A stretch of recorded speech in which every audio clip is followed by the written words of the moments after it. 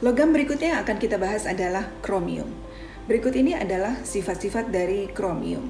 Logam kromium banyak digunakan di industri, berada dalam semua bentuk oksidasinya, mulai dari krom 2 hingga krom 6. Namun hanya krom 3 dan krom 6 yang terbanyak digunakan. Krom 6 100 sampai 1000 kali lebih toksik dibandingkan krom 3.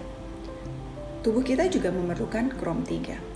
Pajaran kromium di tempat kerja dapat berasal dari mineral batuan.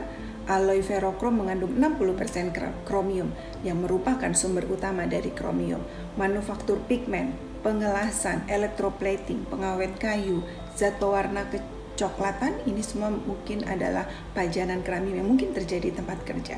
Pajaran dari lingkungan hasil pembakaran fly ash pada insinerator dan limbah yang mengandung krom.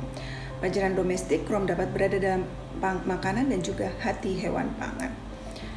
Toksisitas kromium, berikut ini akan kita lihat bahwa absorpsi kromium 6 2-10% lebih besar dibandingkan kromium 3 yang berkisar hanya 0,5-2% saja. Kromium terinhalasi diabsorpsi paru melalui transfer melewati membran sel alveoli.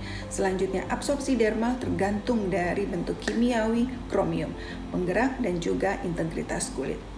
Absorpsi kromium 6 melalui pajaran udara di industri. Krom 6 korosif dan menyebabkan pengikisan saluran pernafasan, pencernaan, dan juga kulit. Pajaran kromium di tempat kerja menyebabkan asma. Tertelan kromium dapat menyebabkan kegagalan ginjal. Kromium telah dikategorikan sebagai karsinogen grup 1 human karsinogen. Monitoring biologi bagi kromium adalah sebagai berikut. Dalam darah dan urin, konsentrasi krom dalam plasma darah dan urin. Biological Exposure Index urin adalah 25 mikrogram per liter total krom dalam urin pada akhir minggu kerja. Selain itu juga ditetapkan sejumlah 10 mikrogram per liter total krom dalam urin sebagai increase selama shift kerja. Kadar kromium dalam rambut juga meningkat sesuai dengan lamanya pajanan. Berikut ini adalah studi kasus kromium.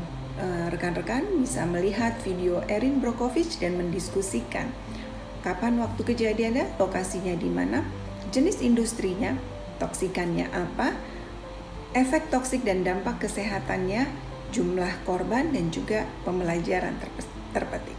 Silakan menyaksikan. What can I do for you, Erin? Well, believe it or not, I'm on the prowl for some water records. You come to the right place. I guess I did. Toksisitas logam berikutnya yang akan kita bahas adalah mengenai timbal. Berikut ini adalah sifat dan karakteristik dari logam timbal. Kita ketahui bahwa timbal tidak memiliki fungsi biologi pada manusia, digunakan pada cat dan juga pembatas atap. Logam ini berwarna abu kehitaman dan mudah dibentuk. Telah digunakan sejak zaman purbakala dan pajanan timbal menyebabkan beban penyakit global pada anak kurang lebih 1% berdasarkan studi yang dilakukan oleh National 2012. Pajanan timbal dapat berasal dari peleburan logam, pengelasan, renovasi kapal, perpipaan alloy, bengkel, tambang, baterai, pigmen, kosmetik, keramik, dan gelas, serta limbah. Timbal merupakan mineral penting yang mengandung timbal yang kita kenal sebagai galena atau lead sulfide, cerussite, lead karbonat, dan juga anglesite, lead sulfate. Persentase penggunaan timbal di dalam industri antara lain antara 40 hingga 50% dalam baterai lead acid. Kemudian 20% pada lempeng logam dan 10% pada timbal alkali aditif anti knocking.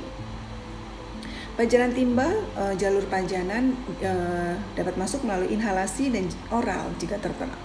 Kemudian bentuk pajanannya dari debu timbal dan juga uap timbal.